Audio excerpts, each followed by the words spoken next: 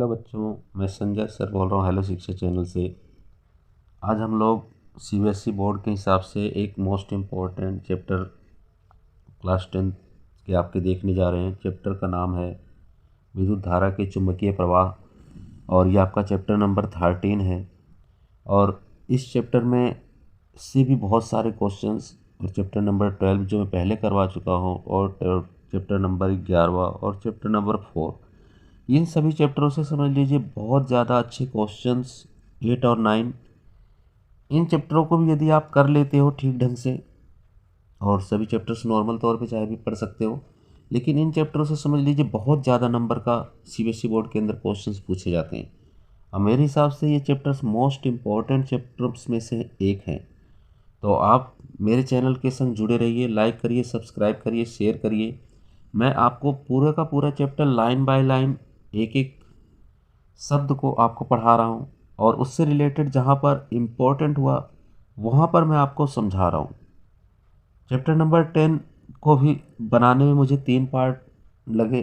3 part में मैंने उसे अपलोड किया हुआ चैप्टर को, फिर उससे रिलेटेड मैंने उसके इम्पोर्टेंट क्वेश्चंस को दिया है। इसी प्रकार से मैंने 12 चैप्टर आपका अपलोड कर दिया है, और 12 चैप्टर के अभी जो है क्या नाम है आपके पास, इसके क्वेश्चन आंसर आज मैं अपलोड कर दूंगा। तो आइए हम लोग अपने इस चैप्टर को देखते हैं। तो हमारा ये चैप्टर जैसे आपको दिखाई दे रहा है, तो आपके चैप्टर का नाम है विद्युत धारा के चुंबकीय प्रवाह। तो विद्युत के पिछले अध्याय में हमने विद्युत धारा के तापीय प्रभावों के बारे में पढ़ा था। तो जाहिर है कि तापीय प्रभाव हम लोग पढ़ चुके हैं, हीट के बारे में हम लोग पढ़ चुके हैं, अध्ययन किया था। विद्युत धारा के अन्य प्रभाव क्या हो सकते हैं? हम जानते हैं कि विद्युत धारावाही तार चुंबक की भांति व्यवहार करता है, एक चुंबक की तरफ वर्क करता है। इस तथ्य का पुनः अवलोकन करने के लिए आइए एक क्रियाकलाप करते हैं हम लोग। क्रियाकलाप 13.1, तांबे का एक सीधा मोटा तार लीजिए तथा इसे चित्र 13.1 में दर्शाए अनुसार विद्युत परिपथ के दो बिंदु x तथा y से इसको जोड़िए। रखिए एक्स वाई कागज सतह के लंबवत रखा जाए। इसे लंबवत रखना है, परपेंडिकुलर बनाते 90 डिग्री। इस तांबे के तार के निकट क्षैतिज रूप में एक छोटी दिक्सूचक रखिए। इसकी सुई को स्थिति नोट कीजिए। प्लग में कुंजी लगाकर विद्युत परिपथ में विद्युत धारा प्रवाहित कराइए। दिक्सूचक सुई की स्थिति में परिवर्तन का परीक्षण कीजिए। तो आपने क्या करना है, जो दिक्सूचक है आपके पास उसकी सुई में परिवर्तन करना है। आपके पास देखना है क्या परिवर्तन होता है। जैसे करंट प्रवाहित होता है, क्या वो मूवमेंट करता है? तो हाँ, वो मूवमेंट करेगा आपका। चलिए देखते हैं आगे।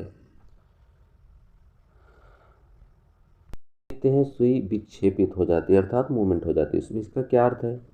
इसका यह अर्थ है कि तांबे के तार से प्रवाहित विद्युत धारा के एक चुंबकीय प्रभाव उत्पन्न किया है। इस प्रकार यह हम कह सकते हैं कि विद्युत और चुंबक तत्व एक दूसरे से संबंधित है।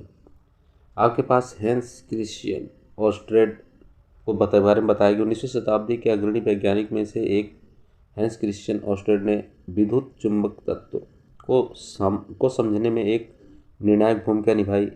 सन 1820 ईस्वी में उन्होंने अकस्मात यह खोजा कि किसी धातु के तार में विद्युत धारा प्रवाहित करने पर पास रखी दिक्सूची में विशेष उत्पन्न हुआ है, विक्षेप उत्पन्न हुआ है, मतलब मूवमेंट हुई है। अपने परीक्षणों के आधार पर ऑर्स्टेड ने यह प्रमाणित किया कि विद्युत तथा चुंबक परस्पर संबंधित परिघटनाएं हैं। उनके अनुसंधान ने आगे चल करके नई नई प्रौद्योगिकियों जैसे रेडियो, टेलीविजन, तंतु प्रकाशिकी आदि का सृजन किया। उन्हीं के सम्मान में चुंबकीय क्षेत्र की तीव्रता का मात्रक ऑर्स्टेड रखा गया है। किसके सम्मान में? आपके पास हैंस क्रिश्चियन ऑर्स्टेड के सम्मान में जो है चुंबकीय क्षेत्र की तीव्रता का मात्रक आपका ऑर्स्टेड रखा गया है। तब गतिमान चुंबकों के विद्युतीय प्रभाव की उत्क्रमित संभावना के विषय में आप क्या कह सकते हैं? इस अध्याय में हम चुंबकीय क्षेत्रों तथा इसी प्रकार के विद्युत चुंबकीय प्रभावों का अध्ययन करेंगे। हम विद्युत चुंबकों तथा विद्युत मोटरों के विषय में भी अध्ययन करेंगे जो विद्युत धारा के चुंबकीय प्रभाव पर आधारित होती है। इसके साथ ही हम विद्युत जनित्र के विषय में भी जानकारी प्राप्त करेंगे जो गतिमान चुंबकों के विद्युतीय प्रभाव पर आधारित है। तो आइए हम लोग देखते हैं 13.1 चुंबकीय क्षेत्र और क्षेत्रीय रेखाएं। देखिए यहाँ पर हम लोग चुंबक के बारे में यदि करंट के बारे में यदि हम लोग जानने की कोशिश करते हैं या फिर चुंबक के बारे में हम लोग जानने की कोशिश करते हैं, तो जो चुंबक होता है उसमें दो प्रकार की क्रियाएं होती है। एक क्या होता है आपके पास, एक इसके अंतर्गत आपके पास आकर्षण होता है और एक प्रतिकर्षण होता है। ये ऋणावेशित होते हैं और धनावेशित होते हैं। तो जो चुंबक होता है इसमें अगर प्रतिकर्षण है, प्रतिकर्षण, तो प्रतिकर्षण कैसा होगा, तो प्रतिकर्षण में क्या होगा, दोनों के दोनों सेम पोल होंगे और एक दूसरे को प्रतिकर्षित करेंगे। जैसे साउथ साउथ हो जाएगा या फिर नॉर्थ नॉर्थ हो जाएगा, तो वो दोनों एक दूसरे को क्या करेंगे, पास लाओगे तो प्रतिकर्षित करेंगे, अर्थात धक्का उसमें लगेगा। और यदि इनमें आकर्षण बल है, आकर्षण है, ठीक है, तो ये आपके पास क्या करते हैं, रिपेल करते हैं, पहले वाले जो बताया मैंने, और सेकंड वाले में जो है वो क्या करते हैं, अट्रैक्ट करते हैं, आकर्षक करते हैं। तो इसके अंतर्गत क्या होगा, ये अपोजिट चार्जेस होंगे। अपोजिट मतलब इसमें नॉर्थ और साउथ डिफरेंस पोल होंगे और ये दोनों एक दूसरे को क्या करेंगे, ये अट्रैक्ट करेंगे।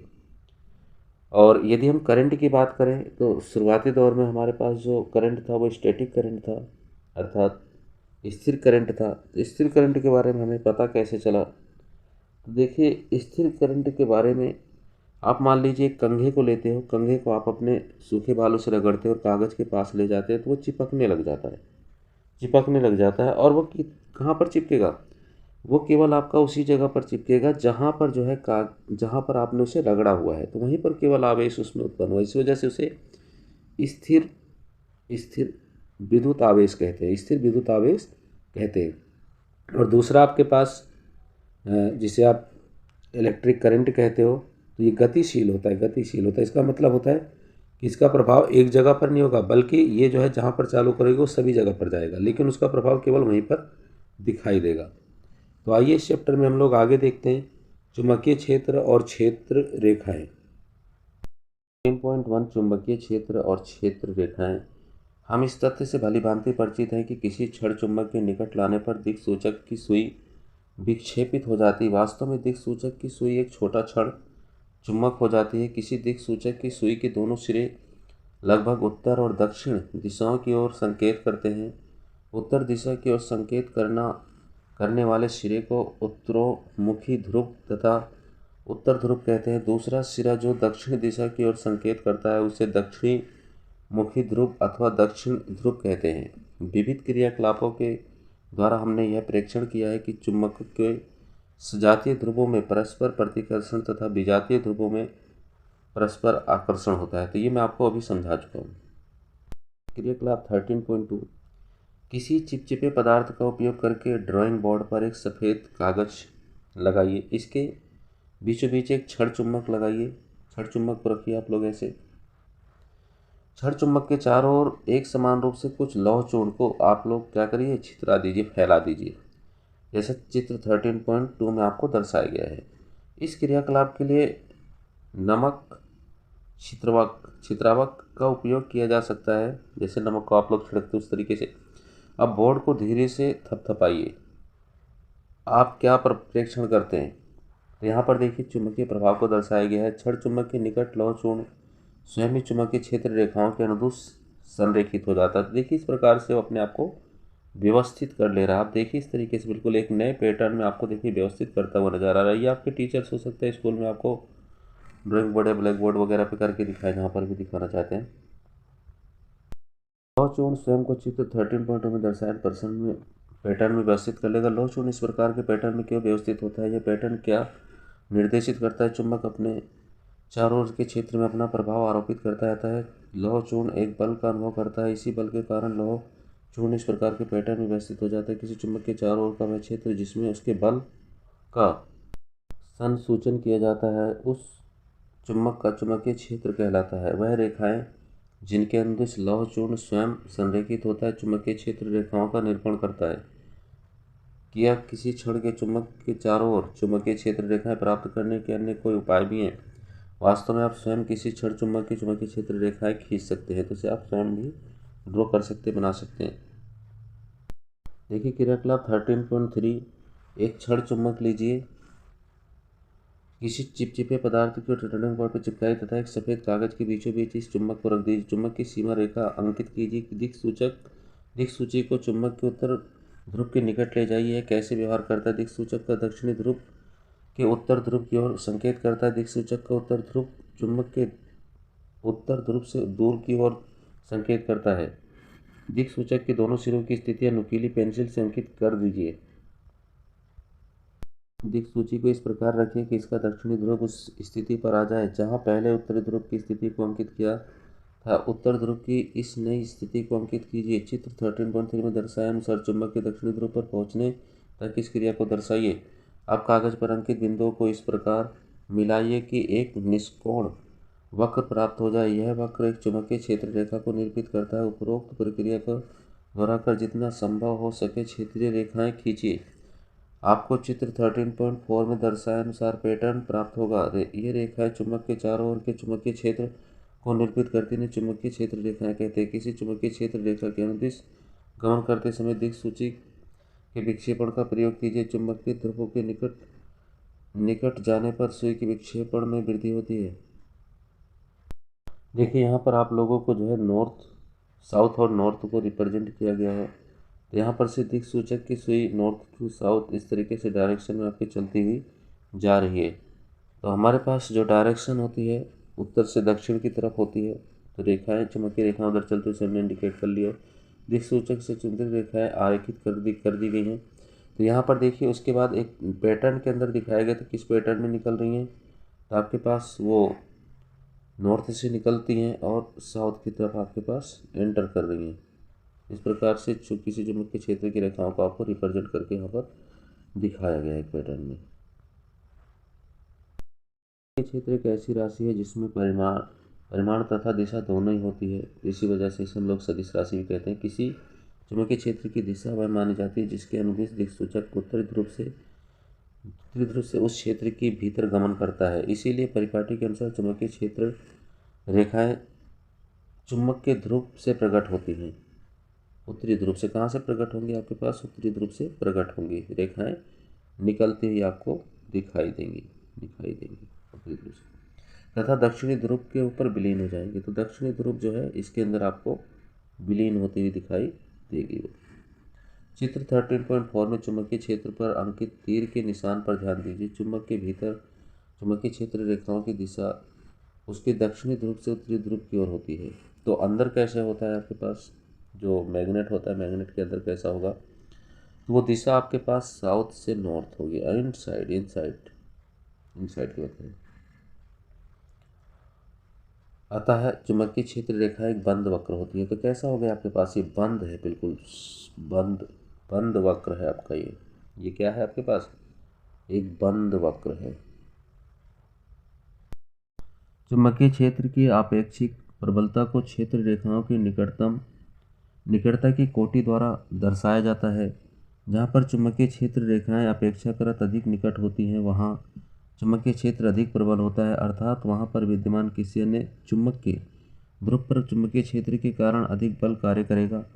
जैसा चित्र 13.4 में देखिए, दो क्षेत्र रेखाएं कहीं भी एक दूसरे को प्रतिच्छेद नहीं करती हैं। यदि वे ऐसा करें तो इसका अर्थ यह होगा कि प्रतिच्छेदन बिंदु पर दिक्सूचक को रखने पर उसकी सुई दो दिशाओं की ओर इंडिकेट करती है। तो कभी भी जो है जो रेखाएं चलती हैं नॉर्थ टू साउथ, जो रेखाएं चल रही हैं वो कभी भी एक दूसरे को प्रतिच्छेद नहीं करेंगी, क्योंकि अगर एक दूसरे को प्रतिच्छेद करेंगी तो आपके पास जो दिक्सूचक सुई होगी वो इधर से डायरेक्शन से इधर के डायरेक्शन से दिखाएगी, जो अलग अलग डायरेक्शन से प्रतिच्छेद करते हुए दिखाएगी, जो कि ऐसा पॉसिबल नहीं, क्योंकि दो दिशाएं एक ही स्थान पर नहीं हो सकती सेम, अलग अलग दिशाएं। 13.2 किसी विद्युत धारावाही चालक के कारण चुंबकीय क्षेत्र। क्रियाकलाप 13.1 में हमने यह देखा कि किसी भी धातु के चालक में विद्युत धारा प्रवाहित करने पर उसके चारों ओर एक चुंबकीय क्षेत्र उत्पन्न हो जाता है। उत्पन्न चुंबकीय क्षेत्र की दिशा को ज्ञात करने के लिए आइए हम इस क्रियाकलाप को नीचे दिए गए ढंग से करके देखते हैं। क्रियाकलाप 13.4 हम लोग देखते हैं इसको। एक लंबा सीधा तांबे का तार, एक 1.5 वोल्ट के 2 या 3 सेल तथा एक प्लग कुंजी लीजिए। इन सबको चित्र 13.5A में दर्शाए अनुसार श्रेणीकरण में संयोजित कीजिए।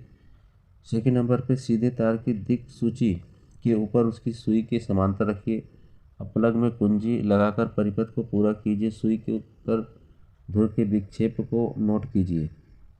विद्युत धारा चित्र 13.5A में दर्शाए अनुसार उत्तर से दक्षिण की ओर प्रवाहित हो रही है, तो दिक् सूची का उत्तरी ध्रुव पूर्व की ओर विक्षेपित होगा। चित्र 13.B में दर्शाए अनुसार परिपथ में जुड़े सेलों के संयोजन को प्रतिस्थापित कीजिए। इसके परिणामस्वरूप तांबे के तार में विद्युत धारा के प्रवाह की दिशा में परिवर्तन होगा, अर्थात विद्युत धारा के प्रवाह की दिशा दक्षिण से उत्तर की ओर हो जाएगी। तो जैसे विद्युत धारा को प्रवाहित किया जाता है, आप देख सकते हैं इसकी मूवमेंट पूर्व की तरफ हो गई है। जब हम लोगों ने इसमें करंट की दिशा को चेंज कर दिया है तो हमारी जो दिशा बदल करके वो आपकी उत्तर दिशा की तरफ हो गई है। तो यहाँ पर इसी चीज़ को दर्शाया गया जो भी हमने ऊपर पढ़ा था, क्रियाकलाप जाएगी। दिक् सूचक के विक्षेप की दिशा में परिवर्तन का प्रेक्षण कीजिए। आप यह देखेंगे कि अब सुई विपरीत दिशा में अर्थात पश्चिम की ओर विक्षेपित हो जाती है। इसका अर्थ है यह हुआ कि विद्युत धारा उत्पन्न चुंबकीय क्षेत्र की दिशा में भी उत्क्रमित हो सकती है, अर्थात उसमें चेंज किया जा सकता है। 13.2.1 सीधे चालक से विद्युत धारा प्रवाहित होने के कारण चुंबकीय क्षेत्र। किसी चालक से विद्युत धारा प्रवाहित होने पर उत्पन्न चुंबकीय क्षेत्र का पैटर्न कैसे निर्धारित होता है? क्या यह पैटर्न चालक की आकृति पर निर्भर करता है? इसकी जांच हम एक क्रियाकलाप द्वारा करेंगे। हम किसी विद्युत धारावाही सीधे चालक के चारों ओर के चुंबकीय क्षेत्र का पैटर्न पर विचार करेंगे। क्रियाकलाप 13.5 एक 12 वोल्ट की बैटरी, एक परावर्ती प्रतिरोध धारा नियंत्रक, 0.5 एम्पीयर परिस्पर का एमीटर, एक प्लग कुंजी तथा एक लंबा मोटा सीधा तांबे का तार लीजिए। एक आयताकार बोर्ड पर टुकड़ा लेकर के उसके बीचों बीच कार्डबोर्ड के तल के अभिलंबत इस मोटे तार को प्रविष्ट कराइए। सावधानीपूर्वक रखिए कि कार्डबोर्ड तार में स्थित रहे, ऊपर नीचे की ओर हिले डुले नहीं। चित्र 13.6A में दर्शाए अनुसार तांबे के तार को ऊर्ध्वाधर बिंदुओं X और Y के बीच श्रेणी क्रम में बैटरी, एमीटर, धारा नियंत्रक तथा प्लग कुंजी की सहायता से जोड़िए। तार के चारों तरफ आकार का बोर्ड, कार्डबोर्ड पर कुछ लौह चूर्ण एक समान रूप से छितराइए। इसके लिए आप नमक छिद्रावक का उपयोग कर सकते हैं। धारा नियंत्रक के प्रेरकों को किसी एक नियत स्थिति पर रखिए तथा एमीटर में विद्युत धारा के पाठ्यांक नोट कीजिए। कुंजी लगाकर प्लग बंद करके कीजिए। एक तांबे के तार से विद्युत धारा प्रवाहित होती है, यह सुनिश्चित कीजिए कि X और Y के बीचों बीच लगा तांबे का तार ऊर्ध्वाधर सीधा रहे। कार्डबोर्ड के हल्के में से कुछ थपथपाइए और लौह चूर्ण के पैटर्न का प्रक्षेपण कीजिए। आप ये देखेंगे कि लौह चूर्ण संरेखित होकर के तार के चारों ओर सकेंद्रीय वृत्तों के रूप में व्यवस्थित होकर के एक वृत्ताकार पैटर्न। चित्र 13.6 ये सकेंद्रीय वृत्त क्या निरूपित करता है? चुंबकीय क्षेत्र की रेखाओं को निरूपित करता है। तो इस प्रकार से देखिए आपके पास ये दिखाई देगी, बाद में दिखाएगी। यहाँ पर कार्डबोर्ड की सेटिंग है आपके पास और इस जगह पर आप लोगों को इस सर्कल अर्थात इन सभी का बनने का केंद्र एक ही है वृत्तों का। इस प्रकार उत्पन्न चुंबकीय क्षेत्र की दिशा कैसे ज्ञात करेंगे? वृत्त के किसी बिंदु जैसे P पर दिक्सूचक रखिए। सुई की दिशा का प्रेक्षण कीजिए। दिक्सूची का उत्तर ध्रुव बिंदु विद्युत धारा के पर उत्पन्न चुंबकीय क्षेत्र की दिशा बताता है। इस दिशा को तोड़ द्वार कहते हैं। यह सीधे तौर में प्रवाहित विद्युत धारा की दिशा को उत्क्रमित कर दिया जाए तो क्या चुंबकीय क्षेत्र की रेखा उत्पन्न हो जाएगी? इसका परीक्षण कीजिए। इस प्रकार उत्पन्न चुंबकीय क्षेत्र की दिशा को कैसे ज्ञात करेंगे? वृत्त के किसी बिंदु जैसे P पर दिक्सूची रखिए। सुई की दिशा का परीक्षण कीजिए। दिक्सूची का उत्तरी ध्रुव के बिंदु विद्युत धारा द्वारा उत्पन्न चुंबकीय क्षेत्र रेखा की दिशा बताते हैं। इस दिशा को तीर द्वारा दर्शाइए। यदि सीधे तार में प्रवाहित विद्युत धारा की दिशा को उत्क्रमित कर दिया जाए तो क्या चुंबकीय क्षेत्र रेखाओं की दिशा भी उत्क्रमित हो जाएगी? इसका परीक्षण कीजिए। यदि तांबे के तार में प्रवाहित विद्युत धारा के परिमाण को परिवर्तित कर दे तो किसी दिए गए बिंदु पर रखे दिक्सूची के विक्षेप पर क्या प्रभाव पड़ेगा? इसे देखने के लिए तार में विद्युत धारा को परिवर्तित कीजिए। हम यह पाते हैं कि सुई के विक्षेप में भी परिवर्तन होता है। वास्तव में जब विद्युत धारा के परिमाण में वृद्धि होती है तो विक्षेप में भी वृद्धि होती है। इससे निर्दिष्ट होता है कि जैसे तार में प्रवाहित विद्युत धारा के परिमाण में वृद्धि होती है वैसे वैसे उसके विक्षेपण में अर्थात तेज गति करने लग जाएगा। विक्षेप में वृद्धि होती है। इससे निर्दिष्ट होता है कि जैसे जैसे तार में प्रवाहित विद्युत धारा के परिमाण में वृद्धि होती है तो किसी दिए गए बिंदु पर उत्पन्न चुंबकीय क्षेत्र के परिमाण में भी वृद्धि होगी। यदि तांबे के तार में प्रवाहित विद्युत धारा तो वही रहती है, परंतु दिक्सूची तांबे के तार से दूर चला जाता है। तब दिक्सूची के विक्षेप में क्या प्रभाव पड़ता है, इसे देखने के लिए हम दिक्सूची के चालक को तार से दूर स्थित किसी बिंदु जैसे Q पर रख देते हैं। आप क्या परिवर्तन देखते हैं? हम देखते हैं कि दिक्सूची का विक्षेप घट जाता है। इस प्रकार की चालक से प्रवाहित की गई विद्युत धारा के कारण उत्पन्न चुंबकीय क्षेत्र चालक से दूर जाने लगता है। चित्र 13.6 से यह देखा जा सकता है कि जैसे जैसे विद्युत धारा सीधे चालक तार से दूर हटते जाते हैं, उसके चारों ओर उत्पन्न चुंबकीय क्षेत्र निरूपित करने वाले सकेंद्रीय वृत्तों का साइज भी बड़ा होता चला जाता है। पहले छोटा साइज, फिर उसके बाद बड़ा, जैसे जैसे ये दूर होते चले जाते हैं। जो हम पढ़ने जा रहे हैं ये भी काफ़ी मोस्ट इम्पॉर्टेंट है। ये भी आपके सीबीएसई बोर्ड परीक्षा की दृष्टि से काफ़ी मोस्ट इम्पॉर्टेंट पैटर्न है आपके पास, तो इस वजह से इसको आप बहुत ध्यानपूर्वक देखिए और समझिए। आप इसको तैयार करिए और अपने दिमाग में और माइंड में याद रखिए। देखिए, मैं यहाँ पर कहना चाहता हूँ कि बच्चे मुझसे पूछते हैं कि सर, जो सीबीएसई बोर्ड का जो पेपर होने वाला है क्लास 10 का, उसके लिए हम लोग क्या करें, क्या नहीं करना चाहिए। तो देखिए, मैं सिर्फ कर्म में विश्वास रखता हूँ, बाकी किसी चीज़ में विश्वास नहीं रखता हूँ। मैं श्री कृष्ण के द्वारा कही हुई केवल 2 बातों में विश्वास रखता हूँ। कर्मण्येवाधिकारस्ते माँ फलेषु कदाचन माँ कर्म फल हेतुर्गम्यते सांगसो कर्मिणा। आप अपने कर्म को करिए, फल की इच्छा छोड़ दीजिए। कर्म के अनुसार ही आपको फल प्राप्त होगा। यदि आपने ठीक प्रकार से मेहनत की है, तैयारी की है, तो आपको अच्छे नंबरों से आप पास होंगे।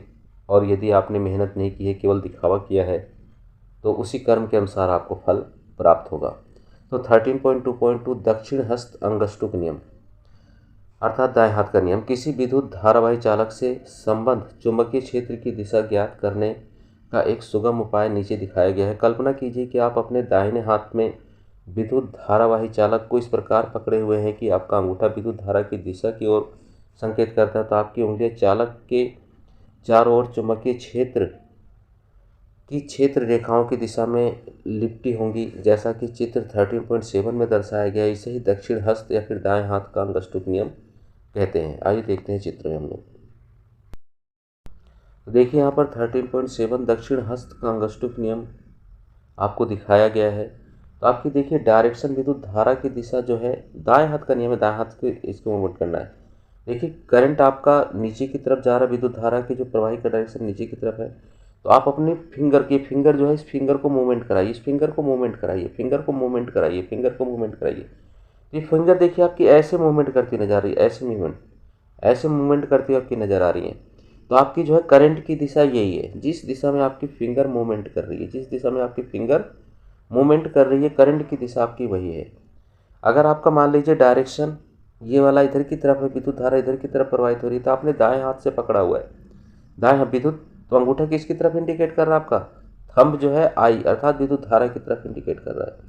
और आप अपनी उंगलियों को मूवमेंट कराइए, तो आपकी उंगलियां ऐसे मूवमेंट करेंगी, ऐसे मूवमेंट करेंगी, ऐसे। तो ये आपकी दिशा है। 13.1 उदाहरण 13.1 किसी क्षैतिज शक्ति संचरण लाइन पावर लाइन में पूर्व से पश्चिम दिशा की ओर विद्युत धारा प्रवाहित हो रही है। इसके ठीक नीचे किसी बिंदु पर तथा इसके ठीक ऊपर किसी बिंदु पर चुंबकीय क्षेत्र की दिशा क्या है? इसे मैक्सवेल का कॉर्कस्क्रू नियम भी कहते हैं। यदि हम इसी चीज़ को, जो दक्षिण हस्त नियम है, यदि हम विचार करें कि हम किसी कॉर्कस्क्रू को विद्युत धारा की दिशा में आगे बढ़ाते हैं, तो कॉर्कस्क्रू के घूर्णन की दिशा चुंबकीय क्षेत्र की दिशा की ओर इंडिकेट करेगी। तो सीधी सी बात है कि जो मार्कर जिससे हम लोग ब्लैक बोर्ड पे लिखते हैं, तो उसमें मान लीजिए आपकी डायरेक्शन की दिशा, आपका ये मार्कर है और मार्कर का जो एक कैप लगा होता है, तो आप इस कैप को जब निकालते हो, खोलते हो, तो ये कैसे दिशा में खुलता है? तो जिस दिशा में वो मूवमेंट कर रहा है, आपकी करंट की दिशा वही होगी। इसी वजह से इसे कॉर्कस्क्रू भी कहते हैं, या फिर आप लोग जो बोतल वगैरह के ढक्कन वगैरह खोलते हैं उस तरीके से। विद्युत धारा पूर्व से पश्चिम की ओर प्रवाहित हो रही है। दक्षिण हस्त अंगुष्ठक के नियम को लागू करने पर, पूर्वी सिरे से अवलोकन करने पर चुंबकीय क्षेत्र की दिशा तार के ऊपर या नीचे किसी बिंदु पर तार के लंबवत तल में दक्षिणवर्त घूमेगी। इसी प्रकार से तार के पश्चिम सिरे से अवलोकन करने पर चुंबकीय क्षेत्र की दिशा वामावर्त घूमेगी। वामावर्त दक्षिणी दिशा हो गई और ये आपके पास उत्तरी दिशा हो गई। 13.2.3 विद्युत धारावाही वृत्ताकार पाश के कारण चुंबकीय क्षेत्र। अब तक हमने किसी सीधे विद्युत धारावाही चालक के कारण उसके चारों ओर उत्पन्न चुंबकीय क्षेत्र रेखाओं का पैटर्न देखा है। मान लीजिए कि इस तार को मोड़कर एक वृत्ताकार पाश लूप बनाया जाता है और फिर उसमें विद्युत धारा प्रवाहित कराते हैं, तब इसके द्वारा उत्पन्न चुंबकीय क्षेत्र कैसा प्रतीत होता है। हम जानते हैं कि किसी विद्युत धारावाही चालक के कारण उत्पन्न चुंबकीय क्षेत्र उससे दूरी के उत्पन्न व्युत्क्रम पर निर्भर करता है। इसी प्रकार किसी विद्युत धारावाही पाश के प्रत्येक बिंदु पर उसके चारों ओर उत्पन्न चुंबकीय क्षेत्र को निरूपित करने वाले सकेंद्रीय वृत्तों का साइज तार से दूर जाने पर निरंतर बड़ा हो जाता है। चित्र 13 में जैसे ही हम वृत्ताकार पाश के केंद्र पर पहुंचते हैं, इन वृत्तों की चाप सरल रेखा जैसे प्रतीत होने लगते हैं। विद्युत धारावाही तार के प्रत्येक उत्पन्न चुंबकीय क्षेत्र रेखाएं पास के केंद्र पर सरल रेखा जैसी प्रतीत होने लगती हैं। दक्षिण हस्त अंगुष्ठन नियम को लागू करके इस बात की आसानी से जांच की जा सकती है तार का प्रत्येक चुंबकीय क्षेत्र रेखाओं में क्या योगदान देता है तथा पास के भीतर सभी चुंबकीय क्षेत्र की रेखाएं की दिशा में गति करती है। हम जानते हैं कि किसी विद्युत धारावाही तार के कारण किसी दिए गए बिंदु पर उत्पन्न चुंबकीय क्षेत्र प्रवाहित विद्युत धारा पर अनुलोमतः निर्भर करता है। अतः यदि हमारे पास n फेरों की संख्या कुंडली हो तो उत्पन्न चुंबकीय क्षेत्र परिणाम में एकल फेरे द्वारा उत्पन्न चुंबकीय क्षेत्र की तुलना में n गुना अधिक प्रबल होगा। इसका कारण यह है कि प्रत्येक फेरे में धारा के प्रवाह की दिशा समान है, अतः व्यष्टिगत फेरों की चुंबकीय क्षेत्र संयोजित हो जाते हैं। तो देखिए यहाँ पर विद्युत धारावाही पाश के दिखा रखा है, के कारण दिखा रखा है। इस प्रकार से रेखाएं आपकी निकल रही है और ये रेखाएं आगे चल करके इस प्रकार से एक सर्कल के रूप में अपने आप को व्यवस्थित कर लेती है। सर्कल के रूप में अपने आप को नॉर्थ टू साउथ जा रही सर्कल के रूप में व्यवस्थित कर लेती है। तो एक निश्चित पैटर्न होता है। 13.2.4 परिनालिका में प्रवाहित विद्युत धारा के कारण चुंबकीय क्षेत्र। पास लिपटे विद्युत रोधी तांबे के तार की बेलन की आकृति की अनेक फेरों वाली कुंडली को परिनालिका कहते हैं। तो जाहिर है कि आपके पास एक इस प्रकार से वो है, इस पर आप लोगों ने इस प्रकार से जो लपेट दिया है तांबे की लिपटी तारों को हम लोग परिनालिका कहते हैं, जैसा भी चित्र में आपको दिखाऊंगा। तो कोई भी विद्युत रोधी जिसमें विद्युत धारा प्रवाहित नहीं होती उस पर बेलनाकार उसका आकार होना चाहिए, जैसे पाइप वगैरह हो गए प्लास्टिक के, उस पर हम लोग बहुत सारे तांबे की तारों को लपेट दें गोलाई में, तो उसे ही हम लोग परिनालिका कहेंगे। किसी विद्युत धारावाही परिनालिका के कारण उसके चारों तरफ उत्पन्न चुंबकीय क्षेत्रों का रेखाओं का पैटर्न 13.3 में दर्शाया गया। इस चुंबकीय क्षेत्र के पैटर्न की तुलना चित्र 13.4 में दर्शाए गए छड़ के चुंबकीय क्षेत्र रेखाओं के पैटर्न से कीजिए। क्या ये कि कैसे प्रतीत होती है। वास्तव परिनालिका एक सिरा उत्तरी ध्रुव तथा दूसरा दक्षिणी ध्रुव भांति प्रतीत होता है। परिनालिका के भीतर चुंबकीय क्षेत्र की रेखाएं समांतर सरल रेखा में गति करती है। पॉइंट याद रखना है। तो परीक्षा की दृष्टि से मेरे हिसाब से ये भी मोस्ट इम्पोर्टेंट है आपके लिए। मोस्ट इम्पोर्टेंट परिनालिका एक नहीं बहुत बार पूछा गया और पूछा जाता है हर बार, तो आप इसे ज़्यादा कर लीजिए। उसके अंदर भी पूछा जाता है तो इसके अंदर समांतर रेखाएं होती है चुंबकीय के अंदर, और दिशा तो वही रहती है, नॉर्थ टू साउथ ही रहेगी।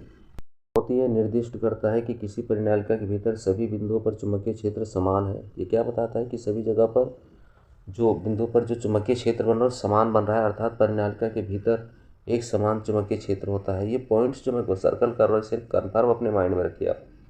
परिनालिका के लिए भीतर उत्पन्न प्रबल चुंबकीय क्षेत्र का उपयोग किसी चुंबकीय क्षेत्र जैसे नर्म लोहे को परिनालिका के भीतर रखकर चुंबक बनाने में प्रयोग किया जाता है, जिससे ये मैग्नेटिक फील्ड इसकी बढ़ जाती है और बहुत अधिक मात्रा में विद्युत धारा द्वारा चुंबक उत्पन्न हो जाता है। यहाँ पर किसी भी और लोहे का प्रयोग नहीं किया जा सकता है, क्योंकि वो लोहा अगर एक बार मैग्नेट में कन्वर्ट हो गया तो दोबारा जो है वो आपके पास चुंबक ही बना रहेगा, दोबारा से वो लोहा नहीं होगा। लेकिन नरम लोहा जो होता है एक बार चुंबक बनने के बाद दोबारा से जैसी लाइट बंद करते करंट खत्म होता है ये दोबारा से अपनी नॉर्मल स्थिति में आ जाता है। फिर जैसे आप लाइट चालू करते फिर उसी स्थिति में कन्वर्ट हो जाते हैं। इस प्रकार के चुंबक को विद्युत चुंबक कहते हैं। विद्युत धारावाही परिनालिका का उपयोग करके उसके भीतर रखी स्टील की छड़ को चुंबकित करने में किया जाता है। एक विद्युत चुंबक यहाँ पर आपको दर्शाया गया है। 3 चुंबकीय क्षेत्र में किसी विद्युत धारावाही चालक पर बल। हमने यह देखा कि इस चालक में प्रवाहित विद्युत धारा चुंबकीय क्षेत्र उत्पन्न करती है। इस प्रकार उत्पन्न चुंबकीय क्षेत्र के चालक के निकट रखे किसी चुंबक पर कोई बल आरोपित होता है। फ्रांसीसी वैज्ञानिक आंद्रे मैरी एम्पियर, इनका नाम याद रखना है। इन्होंने विचार किया कि चुंबक को भी विद्युत धारावाही चालक पर परिणाम में समान परंतु दिशा में विपरीत बल आरोपित करना चाहिए। किसी विद्युत धारा वही चालक पर चुंबकीय क्षेत्र के कारण लगने वाले बल को निम्नलिखित क्रियाकलाप द्वारा निर्देशित किया जाता है।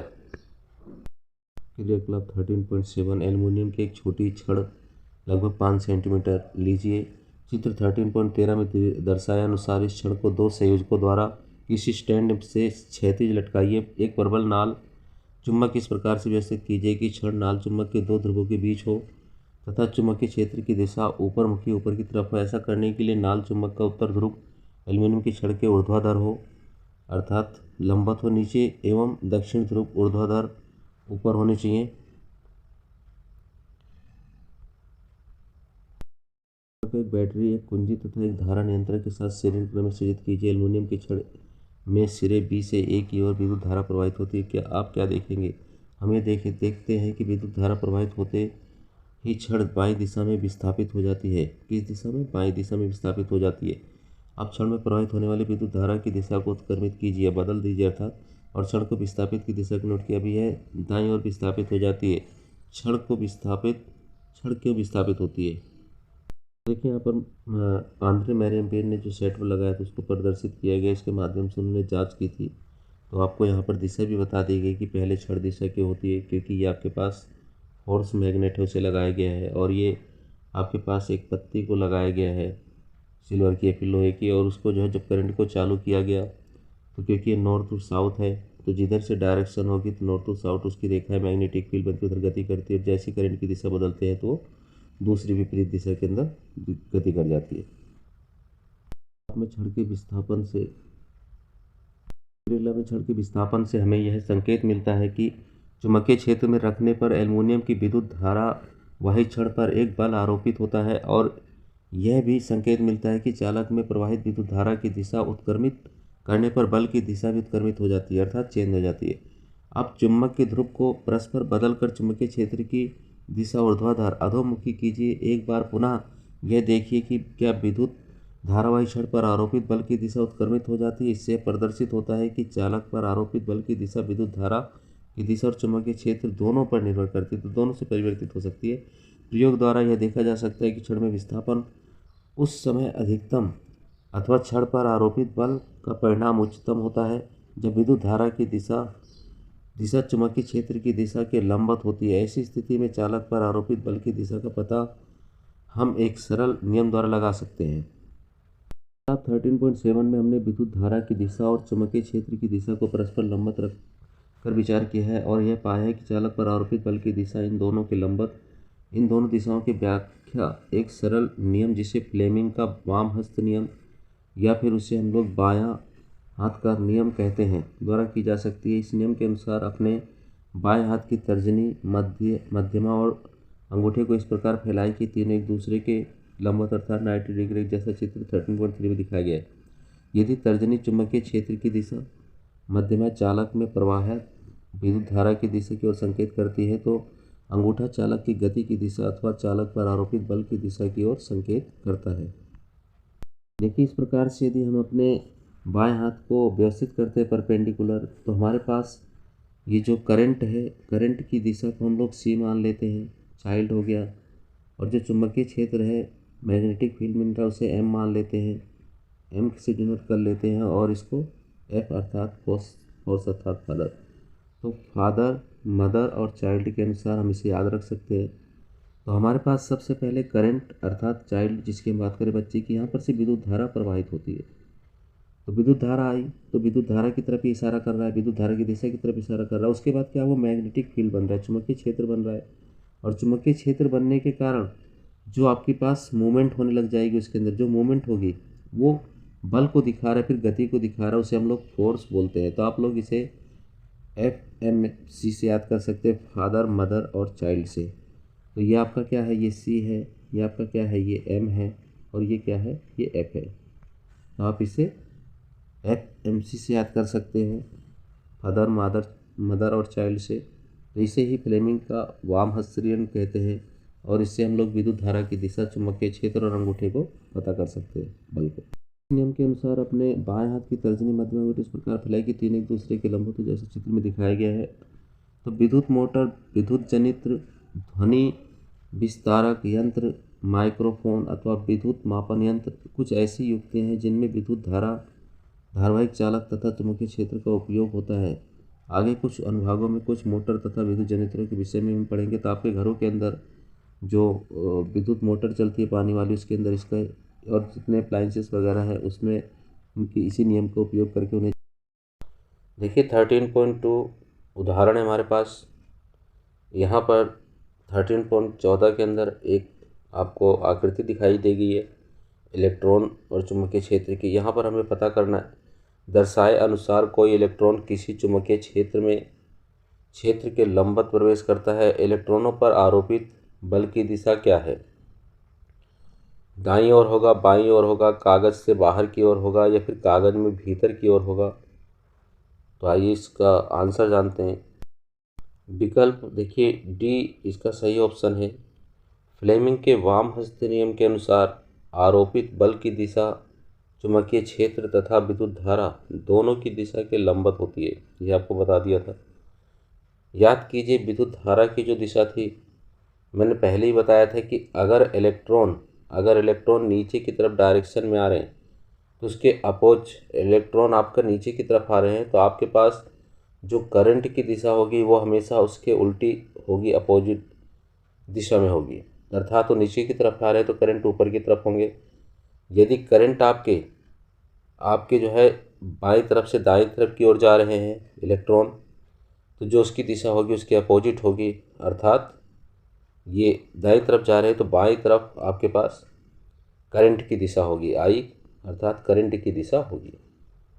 तो याद कीजिए विद्युत धारा दिशा इलेक्ट्रॉनों की गति की दिशा के विपरीत होती है। ये एक वर्ड इस्तेमाल हुआ है विपरीत, तो आप इसको भी कर सकते हो।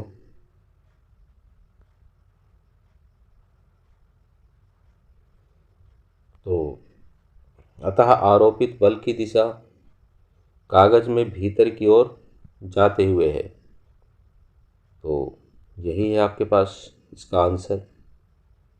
चित्र के अनुसार भी आप देख सकते हो जिस प्रकार से मैंने बताया। फिर उसे फ्लेमिंग के बाएं हाथ के अनुसार आप उसे व्यवस्थित कर लीजिए और आपके सवाल का उचित आंसर मिल जाएगा। देखिए औषध में चुंबक तत्व किस रूप में औषधि के रूप में चुंबक तत्व का प्रयोग किया जा रहा है? तो विद्युत धारा सदैव चुंबकीय क्षेत्र उत्पन्न करती है, यहाँ तक कि हमारे शरीर की तांत्रिक कोशिकाओं के अनुदिश गमन करने वाले दुर्बल आयन धाराएं भी चुंबकीय क्षेत्र उत्पन्न करती हैं। जब हम किसी वस्तु को स्पर्श करते हैं तो हमारी तंत्रिकाएं एक विद्युत आवेग का उस पेशी तक वहन करती हैं जिसका हमें उपयोग करना है। यह आवेग एक अस्थायी चुंबकीय क्षेत्र उत्पन्न करता है। ये क्षेत्र अति दुर्बल होते हैं और पृथ्वी के चुंबकीय क्षेत्र की तुलना में उसके 1/1000 भाग के बराबर होते हैं। मानव शरीर के दो मुख्य भाग जिनमें चुंबकीय क्षेत्र को उत्पन्न होना महत्वपूर्ण है, वे हृदय तथा मस्तिष्क हैं। शरीर के भीतर चुंबकीय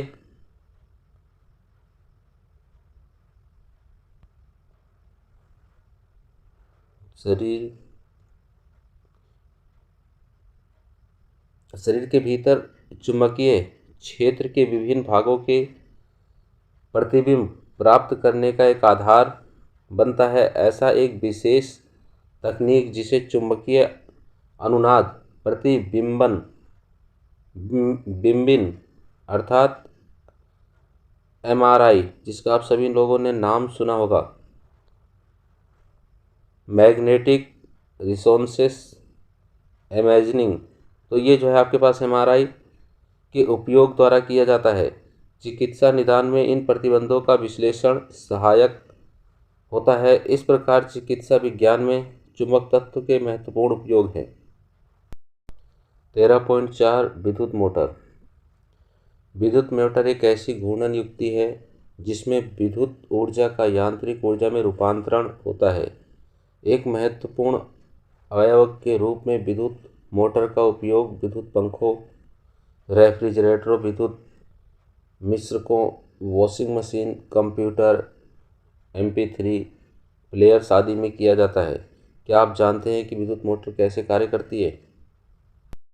चित्र 13.15 में दर्शाए अनुसार विद्युत मोटर में विद्युत रोधी तार के एक आयताकार कुंडली ABCD होती है। यह कुंडली किसी चुंबकीय क्षेत्र के दो ध्रुवों के बीच इस प्रकार रखी जाती है कि इसकी भुजाएं AB और CD चुंबकीय क्षेत्र की दिशा के लंबवत रहें। कुंडली के दो सिरे विभक्त वलय के दो अर्धभागों P तथा Q से संयोजित होते हैं। इन अर्ध भागों की भीतरी सतह विद्युत रोधी होती है तथा धुरी से जुड़ी होती है P तथा Q के बाहरी चालक सिरे क्रमशः दो स्थित चलिक बुश X तथा Y से स्पर्श करते हैं। चित्र 13.15 बैटरी से चलकर ब्रुश X से होते हुए विद्युत धारा कुंडली ABCD में प्रवेश करता है तथा चालक ब्रुश Y से होते हुए बैटरी के दूसरे टर्मिनल वापस भी आ जाती है। ध्यान दीजिए, कुंडली में विद्युत धारा इसकी भुजा AB में A तथा B की ओर तथा भुजा CD में C से D की ओर प्रवाहित होती है। अतः AB तथा CD विद्युत धारा की दिशाएं परस्पर विपरीत होती हैं। चुंबकीय क्षेत्र में रखे विद्युत धारावाही चालक पर आरोपित बल की दिशा ज्ञात करने के लिए फ्लेमिंग का वामहस्त नियम देखिए।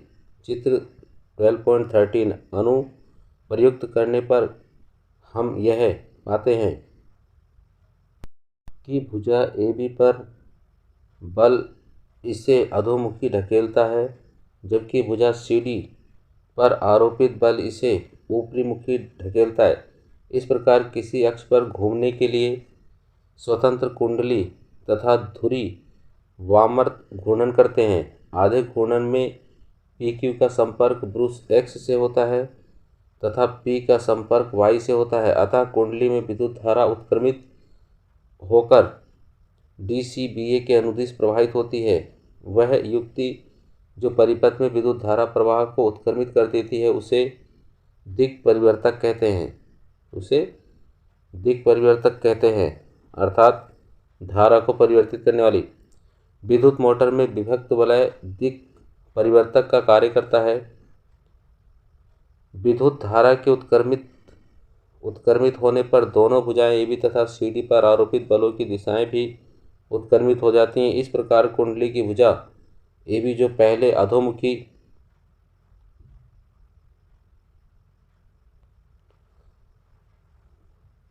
अधोमुखी धकेली गई थी, अब ऊपरीमुखी धकेली जाती है तथा कुंडली की भुजा CD जो पहले ऊपरीमुखी धकेली गई थी, अब वह अधोमुखी धकेली जाती है।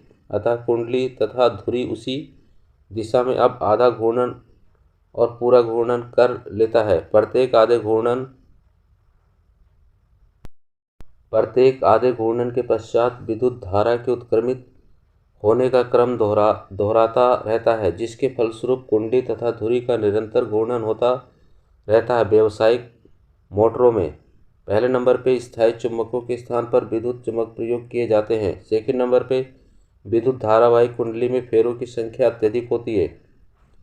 थर्ड नंबर पर कुंडली नर्म लोहे क्रोड पर लपेटी जाती है। वह नर्म लोहे क्रोड जिस पर कुंडली को लपेटा जाता है तथा कुंडली दोनों मिलकर आर्मेचर कहलाते हैं। तो आर्मेचर क्या क्या है? तो नर्म लोहा क्रोड और दूसरे नंबर पर जिस पर उसको लपेटा जाता है,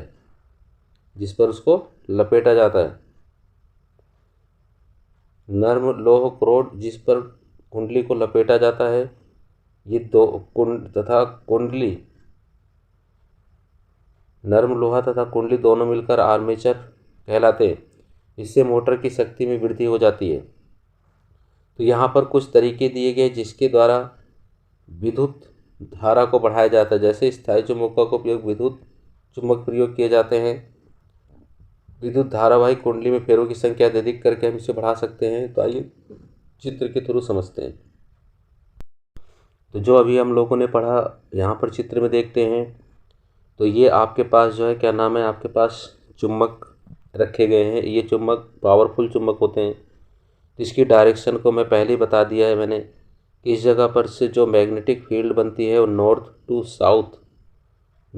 टू साउथ आपके पास जो है क्या नाम है, वो चुंबकीय रेखाएं गति करती हैं।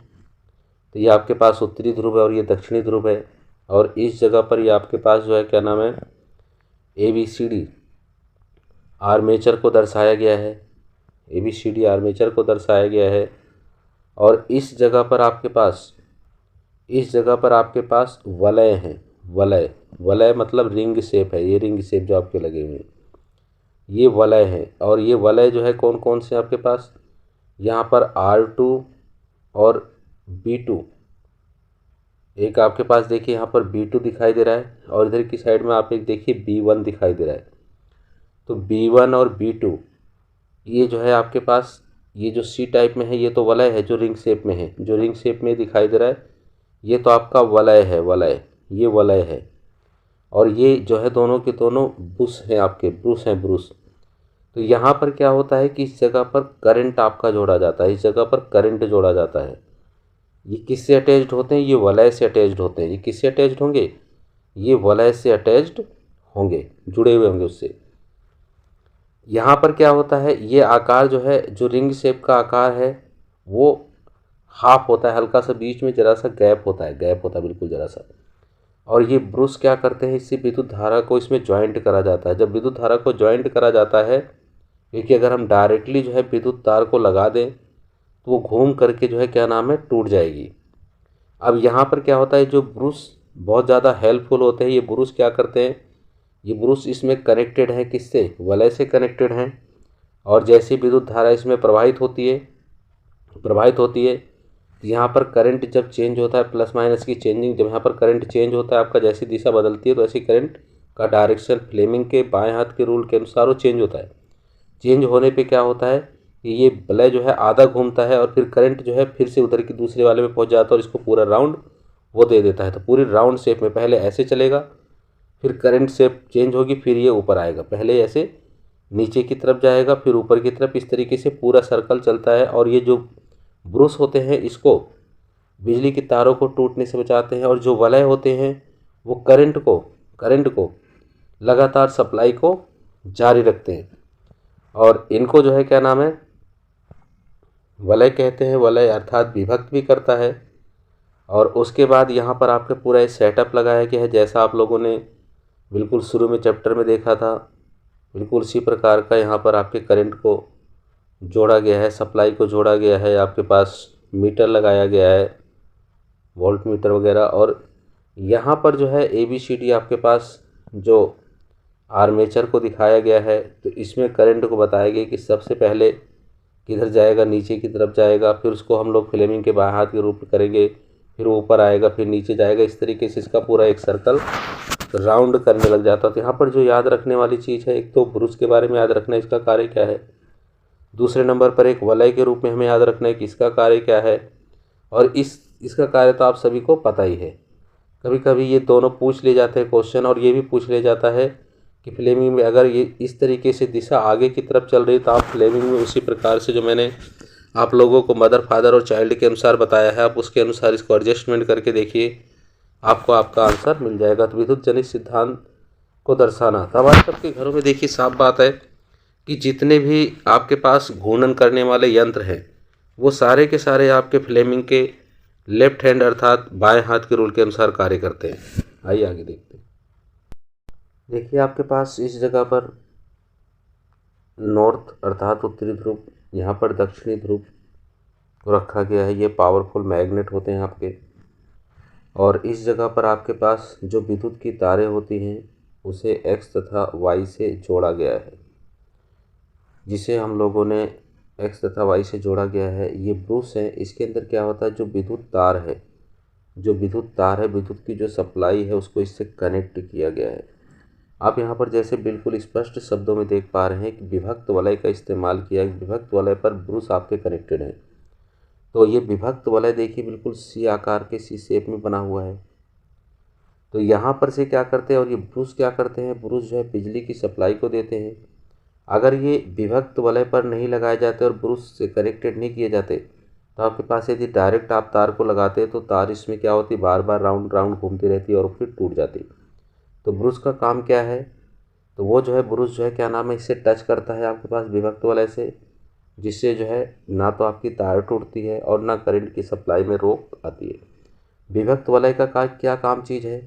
तो विभक्त वलय क्या करता है, यहाँ से यहाँ तक करंट आता है तो फ्लेमिंग के बाएं हाथ के रूल हम लोग जानते हैं कि करंट आपका पहले इस दिशा में चल रहा है, और जैसी दिशा चेंज होती है, जैसे ही जो है क्या नाम है, करंट आपका इधर की तरफ दिशा को चेंज करता है तो जाहिर है करंट का डायरेक्शन भी आपका चेंज हो जाता है। तो विभक्त वलय पहले इसको आधा राउंड देगा, फिर उसके बाद जैसी करंट की दिशा होगी तो इसे फुल राउंड देगा। तो सबसे पहले कुंडली आपकी नीचे की तरफ जाएगी तो करंट की दिशा कुछ और होगी, उसके अपोजिट होती है हमेशा। फिर उसके बाद आपके पास क्या होगा, वो ऊपर की तरफ आएगी, फिर नीचे की तरफ, फिर ऊपर की तरफ, एक पूरा सर्कल बन जाता है और ये ब्रुश उसको तारों को टूटने से बचाते हैं। तो यहाँ पर इसे विद्युत बल, इसको जो है क्या नाम है, आपके पास बैटरी से कनेक्टेड किया गया है, और ये आपके पास एक आर्मेचर है पूरा।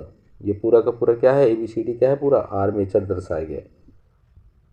तो इस प्रकार से आपके घरों के अंदर जितने अप्लायंसेस होते हैं वो फ्लेमिंग के लेफ्ट हैंड रूल पर वर्क करते हैं। तो कभी कभी ये पूछ लिया जाता है कि फ्लेमिंग के लेफ्ट हैंड का प्रयोग कहाँ पर किया जाता है, तो आप सभी ये बता सकते हो। घर के अप्लायंसेस आप जानते हो, विद्युत मोटर हो गई, आपके पास घूर्णन करने वाली जितनी भी चीज़ें हैं, मिक्सी वगैरह, ये सब उसी रूल पर आधारित है आपकी। 3.5 वैद्युत चुम्बकीय प्रेरण। हमने यह पढ़ा है कि जब कोई विद्युत धारावाही चालक किसी चुंबकीय क्षेत्र में इस प्रकार रखा जाता है कि चालक में प्रवाहित विद्युत धारा की दिशा चुंबकीय क्षेत्र के लंबवत हो, तो वह चालक एक बल का अनुभव करता है। इस बल के कारण वह चालक गति करने लगता है। अब हम एक ऐसी स्थिति की कल्पना करते हैं जिसमें कोई चालक किसी चुंबकीय क्षेत्र में गति करता है अथवा किसी स्थिर चालक के चारों ओर चुंबकीय क्षेत्र परावर्तित हो रहा है।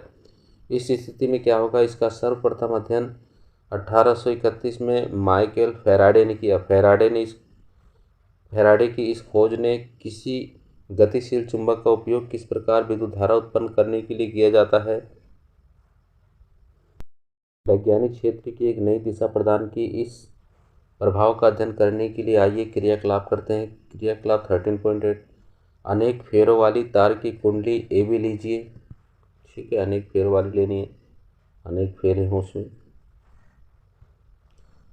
कुंडली के सिरों को किसी गैल्वेनोमीटर से चित्र 13.16 में दर्शाए अनुसार कीजिए।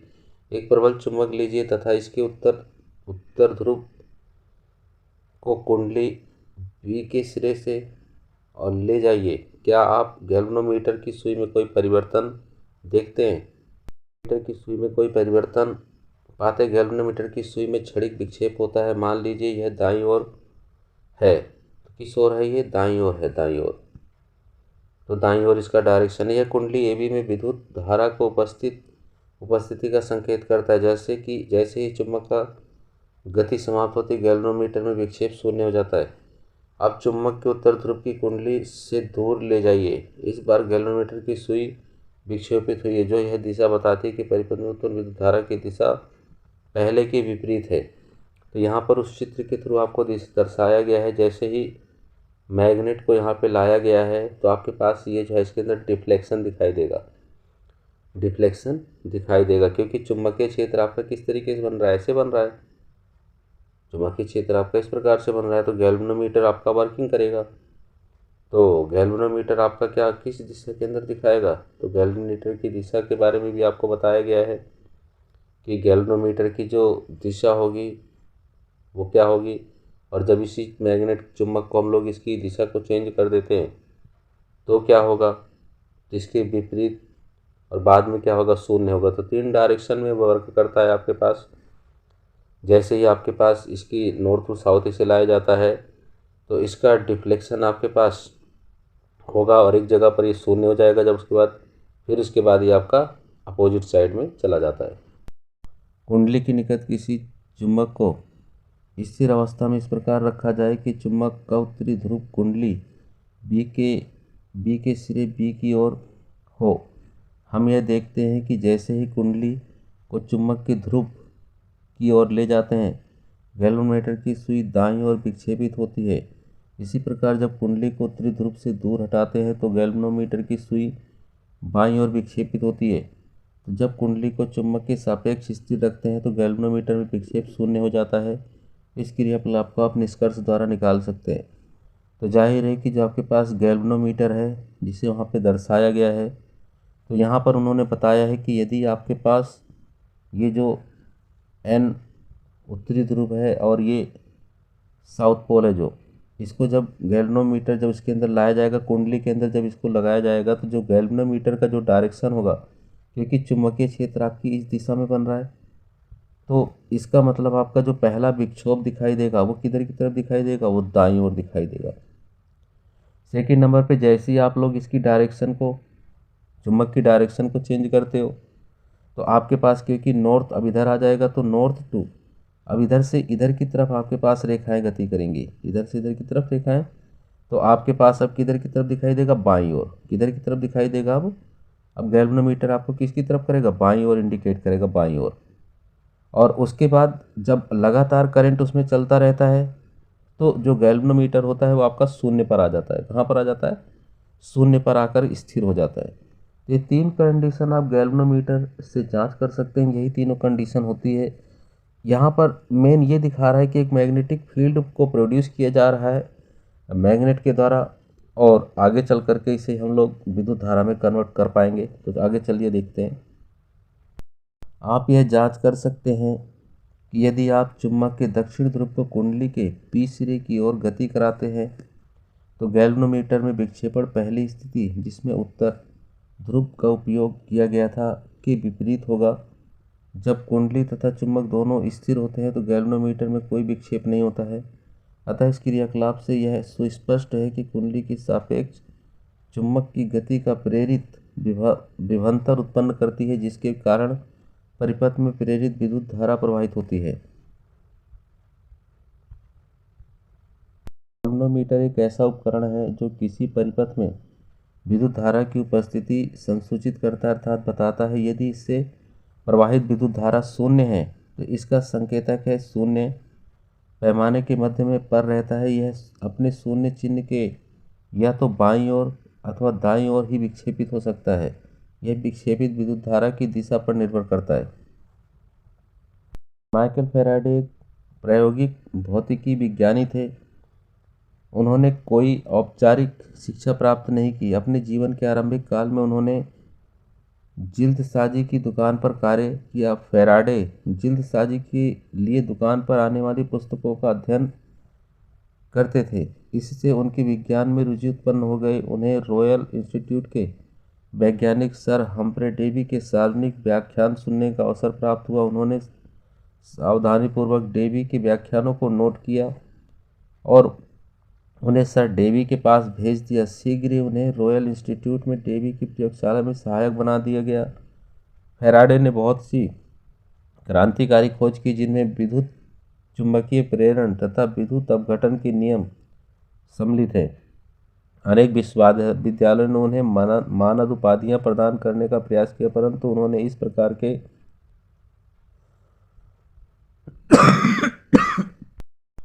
माइकल फैराडे एक प्रायोगिक भौतिक विज्ञानी थे। उन्होंने कोई औपचारिक शिक्षा प्राप्त नहीं की। अपने जीवन के आरंभिक काल में उन्होंने जिल्दसाजी की दुकान पर कार्य किया, जहाँ पर जिल्द वगैरह चढ़ाया जाता था। फैराडे जिल्दसाजी की दुकान पर आने वाली पुस्तकों का अध्ययन किया करते थे। इससे उनके विज्ञान में रुचि उत्पन्न हो गई।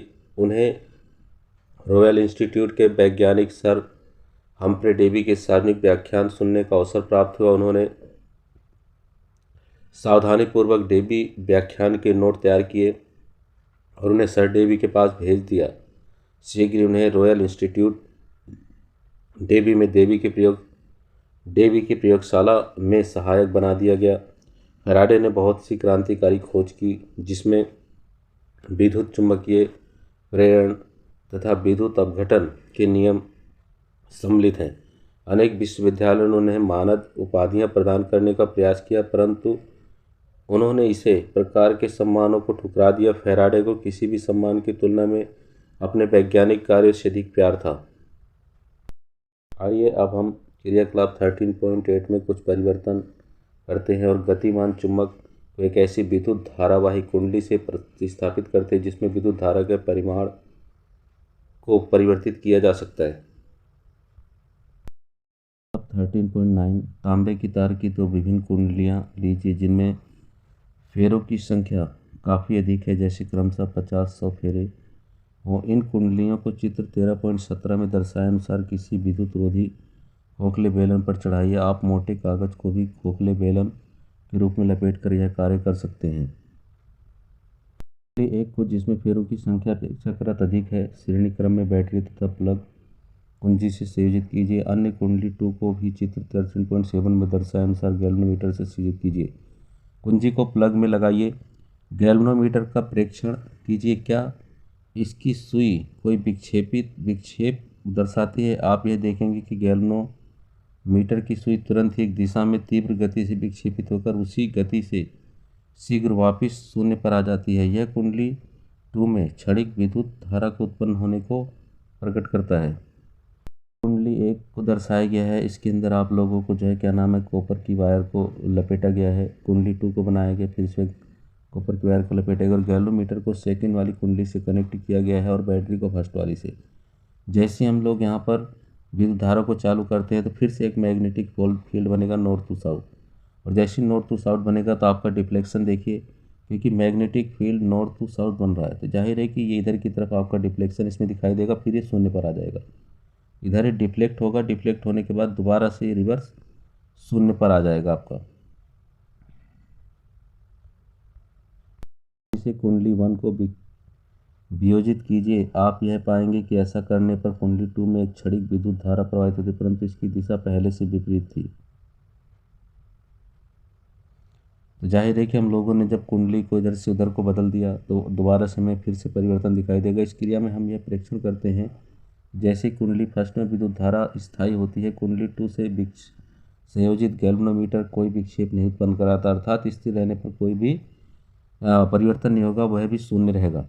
इन परीक्षणों में निष्कर्ष निकाला जाता है कि जब भी कुंडली फर्स्ट में प्रवाहित विद्युत धारा के परिमाण में परिवर्तन होता है, विद्युत धारा आरंभ अथवा समाप्त होती है, तो कुंडली 2 में एक विभवांतर प्रेरित करती है। कुंडली फर्स्ट को प्राथमिक कुंडली तथा दूसरे को द्वितीय कुंडली भी कहते हैं। जैसे ही कुंडली में प्रवाहित विद्युत धारा में परिवर्तन होता है, इससे संबद्ध चुंबकीय क्षेत्र भी परिवर्तित हो जाता है। इस प्रकार द्वितीय कुंडली के चारों ओर चुंबकीय क्षेत्र रेखाएं भी परावर्तित होती है। द्वितीय कुंडली से संबद्ध चुंबकीय क्षेत्र रेखाओं में परिवर्तन उसमें प्रेरित विद्युत धारा उत्पन्न होने का कारण है। वह प्रक्रम जिसके द्वारा किसी चालक के परिवर्तित चुंबकीय क्षेत्र के कारण अन्य चालक में विद्युत धारा प्रेरित होती है, वैद्युत चुंबकीय प्रेरण कहलाता है।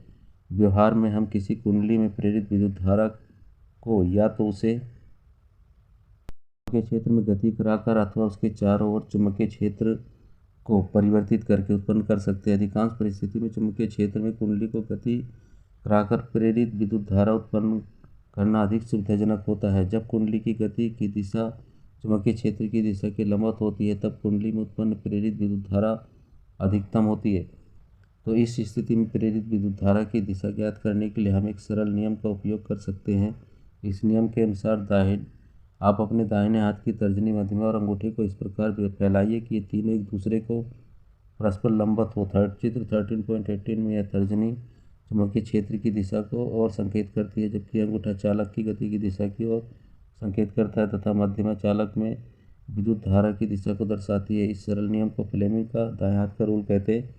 तो ये परीक्षा की दृष्टि से अब जो फ्लेमिंग का बाएं हाथ का रूल है वो हमारे इसमें इस बार के सिलेबस में नहीं है, इसीलिए मैं इसके आगे का चैप्टर आपको बताने चल रहा हूँ। देखिए 13.7 घरेलू विद्युत परिपथ। हम अपने घरों में विद्युत शक्ति की आपूर्ति मुख्य तारों, जिसे मेंस भी कहते हैं, से प्राप्त करते हैं। ये मुख्य तार या तो धरती पर लगे विद्युत खंभों के सहारे अथवा भूमिगत केबलों में हमारे घरों तक आती हैं। इस आपूर्ति के तारों में से एक तार को, जिस पर प्रायः लाल विद्युत रोधी आवरण होता है, विद्युन्मय तार अथवा धनात्मक तार कहते हैं।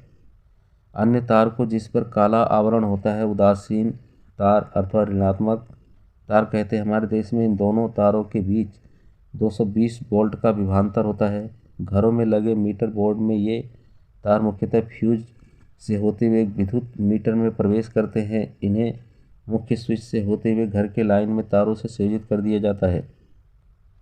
ये तार घर के पृथक पृथक परिपथों में बिजली की आपूर्ति करते हैं। प्रायः घरों में पृथक होते हैं। एक 15 एम्पीयर विद्युत धारा अनुमंतांक के लिए, जिसका उपयोग उच्च शक्ति वाले विद्युत साधित्रों जैसे गीजर, वायु शीतत्र, कूलर आदि में किया जाता है। दूसरा विद्युत परिपथ 5 एम्पीयर विद्युत धारा अनुमंतांक के लिए होता है, जिससे बल्ब, पंखे आदि चलाए जाते हैं। भूसंपर्क तार, जिस पर प्रायः हरा विद्युत रोधी आवरण होता है, घर के निकट भूमि के भीतर बहुत गहराई पर स्थित धातु की प्लेटों से संयोजित होता है। इस तार का उपयोग विशेषकर विद्युत इस्त्री, टोस्टर, मेज का पंखा, रेफ्रिजरेटर आदि के धातु आवरण वाले विद्युत साधित्रों में सुरक्षा के लिए उपयोग में किया जाता है। धातु अपने घरों के अंदर फिटिंग होने वाले एक विद्युत परिपथ को देख सकते हैं। तो ये हमारे पास विद्युत नमय तार है, अर्थात जिसे बोल सकते हैं ये आपका डायरेक्ट करंट है, प्लस का चार्ज चल रहा है, और उदासीन तार है जिसे हम बोल सकते हैं माइनस का तार है। तो ये आपके जो है क्या नाम है, दोनों तारों को आपके विद्युत प्रदान बोर्ड का स्विच है। और यहाँ पर विद्युत मापी आपका लगा हुआ है। यहाँ पर फ्यूज में लगा, फ्यूज से होते उसको पास कराया जा रहा है। और यहाँ पर विद्युत मापी विद्युत को जो मापता है। और उसके बाद ये सर्किट आपका मेन घर का यहाँ पर बनाया गया है, जिसे वितरण बॉक्स कहते हैं। यहाँ पर आपके पास प्लस माइनस की तारें निकाली जाती हैं। और उसके बाद एक और आपके पास देखा होगा थोड़ा सा, जो आप लोग सॉकेट इस्तेमाल करते हैं, सॉकेट में 1 और 2 यहाँ पर, चाहे आप इसको इसमें किसी में भी जोड़ सकते हो। यहाँ पर प्लस की रेड तार को जोड़ सकते हो। इधर की साइड में आप दूसरी तार जो काली दिखाई दे रही, काली वाली तार को जोड़ सकते हैं। और एक पॉइंट और आपका ऊपर की तरफ ऐसे थोड़ा बड़ा सा दिखाई देता है, इस जगह पर आप हरी ग्रीन वायर को जोड़ते हैं, जिसे अर्थिंग वायर बोलते हैं।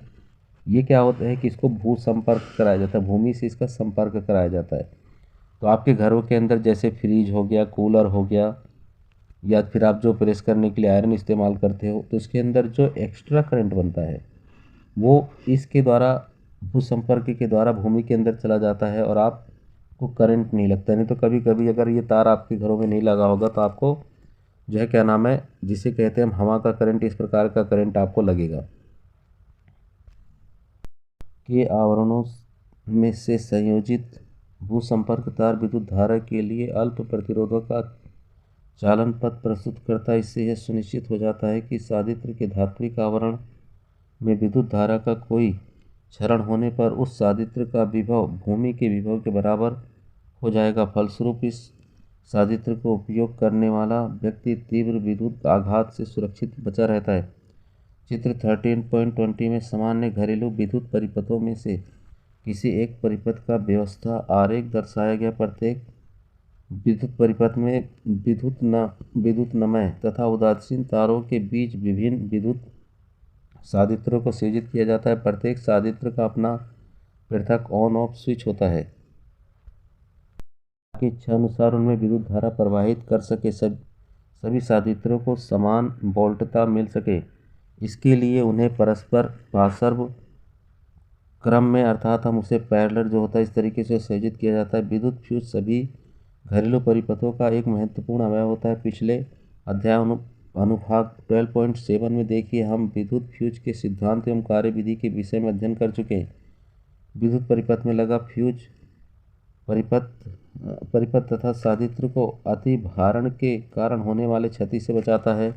ज़्यादा विद्युत धारा जब प्रवाहित होती है तो उससे जो नुकसान हो सकता है उससे बचाता है। जब विद्युत नमय तार तथा उदासीन तार दोनों संपर्क में आते हैं तो अति भारण हो जाता है, तो अर्थात तो टूट जाता है। जब भी प्लस माइनस चार्ज दोनों संपर्क में आते हैं तो आपके यहाँ पर जो फ्यूज होता है वो टूट जाता है। यह तब होता है जब तारों का विद्युत रोधन क्षतिग्रस्त हो जाता है अथवा कोई दोष होता है। ऐसी परिस्थितियों में इसी परिपथ में विद्युत धारा अकस्मात बहुत अधिक हो जाती है, इसे लघु पतन कहते हैं। ज़्यादा विद्युत का होना। विद्युत फ्यूज का उपयोग विद्युत परिपथ तथा विद्युत साधित्र की अवांछनीय उच्च विद्युत धारा के प्रवाह को समाप्त करके संभावित क्षति से बचाता है। फ्यूजों में होने वाला फ्यूज तापन फ्यूज को पिघला देता है, जिससे विद्युत परिपथ टूट जाता है। आपूर्ति वोल्ट में दुर्घटनावश होने वाली वृद्धि से भी कभी कभी अतिभारण को रोका जा सकता है। कभी कभी एक ही सॉकेट से बहुत से विद्युत साधित्रों को संयुक्त करने से भी अतिभारण हो जाता है। मतलब एक ही चीज़ के अंदर आप बहुत सारी चीज़ों को चला रहे, जैसे पंखा, बल्ब, सभी चीज़ों को हम उससे अधिकतर 5-6 चीज़ों को से चलाने लग जाएं, उस कारण से भी ऐसा हो सकता है। तो आपके साथ इसी के साथ आपका ये 12 चैप्टर भी समाप्त हो जाता है। आप मेरे वीडियोज़ को देखते रहिए, मेरे चैनल को लाइक करिए, सब्सक्राइब करिए, शेयर करिए, और किसी भी प्रकार की यदि परेशानी है आपको तो आप मुझे कमेंट करिए, मैं उसका रिप्लाई अवश्य दूंगा। वीडियो देखने के लिए आप सभी बच्चों का धन्यवाद।